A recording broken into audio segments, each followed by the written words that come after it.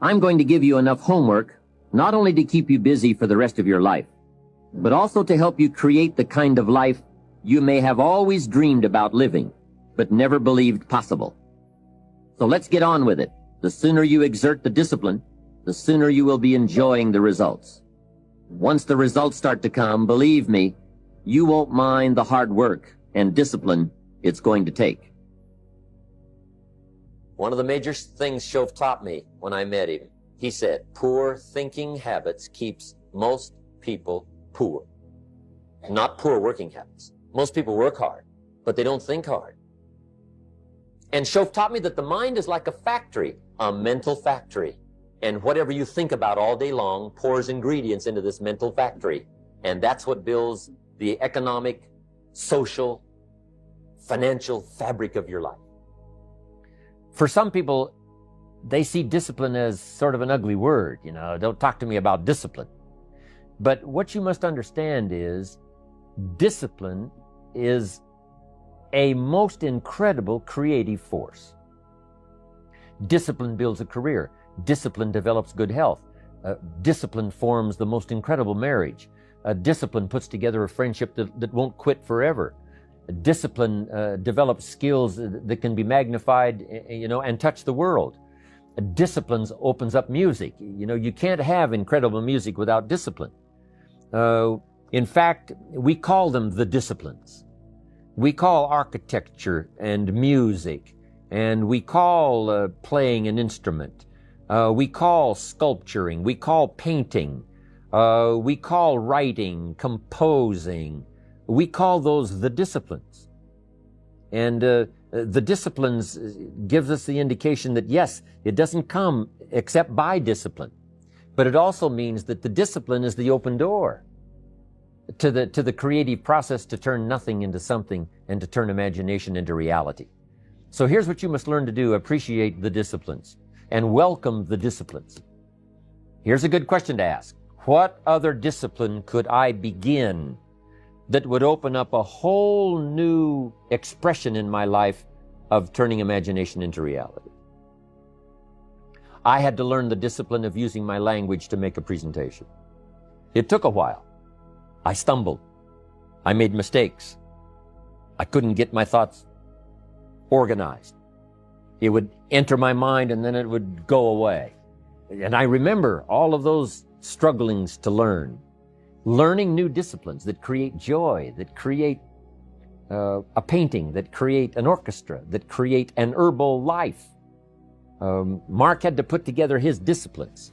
And the disciplines that he had to bring together several elements, the products and the marketing and the people and the support system, and the rallies and the extravaganzas. All this stuff had to come together, incorporating other people's disciplines as well as his own, but in a disciplined way that creates an enterprise. Without discipline, there is no enterprise. Without discipline, there is no magnificent structure. Without discipline, there is no music.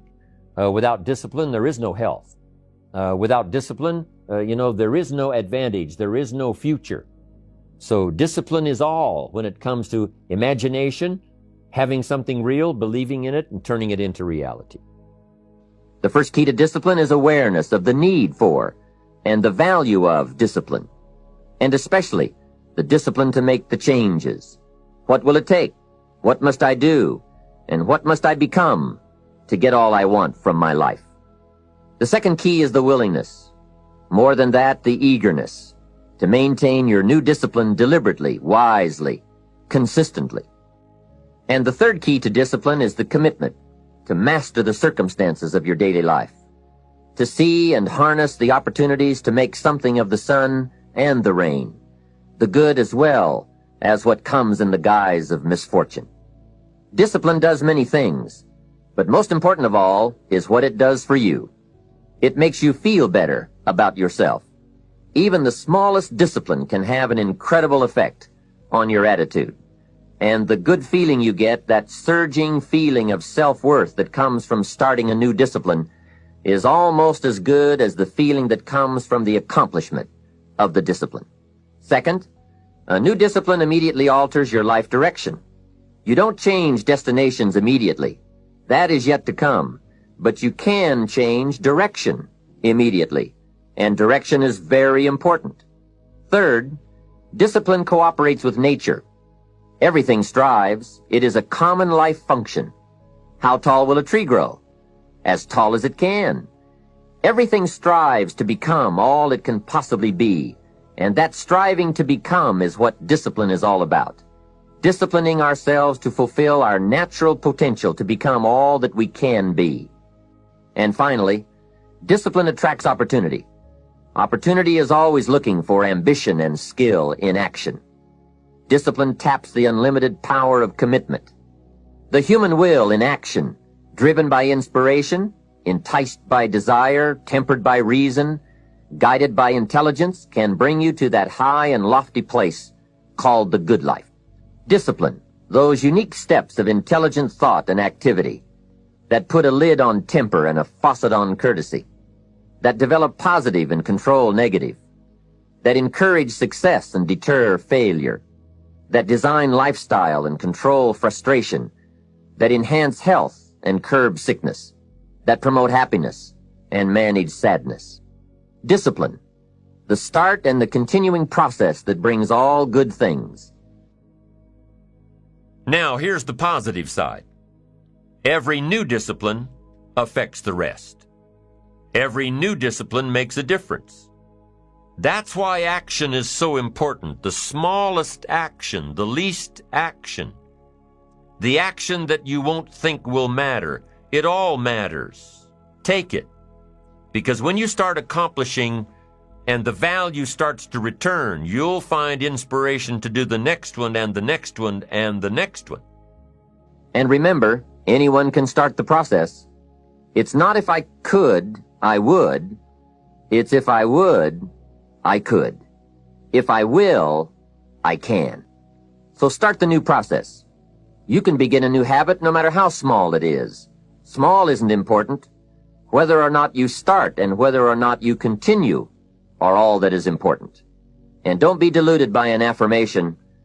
Only affirm what you are truly prepared to do. Many of us delude ourselves with our words into believing that we're making changes and making progress, when in fact our daily activity is taking us in the exact opposite direction of our affirmations. Why would you walk in the opposite direction of your dreams? The man dreams of wealth and walks daily towards certain financial disaster. The man wishes for happiness and thinks the thoughts and commits the acts that take him to certain despair. So to have a prosperous life, start a prosperity plan. To become wealthy, start a wealth plan. Remember, you don't have to be wealthy to have a wealth plan.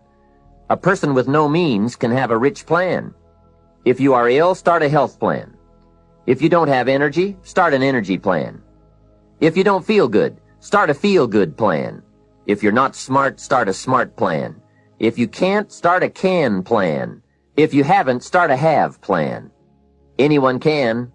Even a bad person can start hearing good messages and reading good books. Recognize that the start of the better life, the happy life, the wealthy life, is today. This is exciting. Both the process and the result can begin today. Start the new journey today. If you think of a new idea, today is the day to begin the discipline of putting that idea into action. Now, Mr. Schoaf gave me the clue on how to climb this ladder as high as I wanted to climb. Now, we're talking primarily economics here. There's a lot of other ways to become valuable to your family, valuable to your friends, valuable to the community, valuable to the team, right? Valuable to the team effort, valuable to the concert. But here's what he said to me. In climbing this ladder economically, all you have to do is work harder on yourself than you do on your job. Once I heard that, it made sense to me. I kept hoping that everything else would change around me, found out that if I went to work on myself, worked on my skills, worked on my language, if I became better than I was each year, if I grew in skills and language and vocabulary and competence, then I would become attractive to the marketplace. Now, there's two kinds of people to learn from. One is failures. It's too bad failures don't give seminars, right? That would be valuable. Bring your notebook, have them tell you how they lost it all and threw it all away, threw their health away and threw their friendships away and things didn't work out well, that would be valuable. But now then we must also learn from positive people that have done well. They've got the health, and so we ask them, how did you become so healthy? They've got the skills, so we ask them, how did you become this skillful?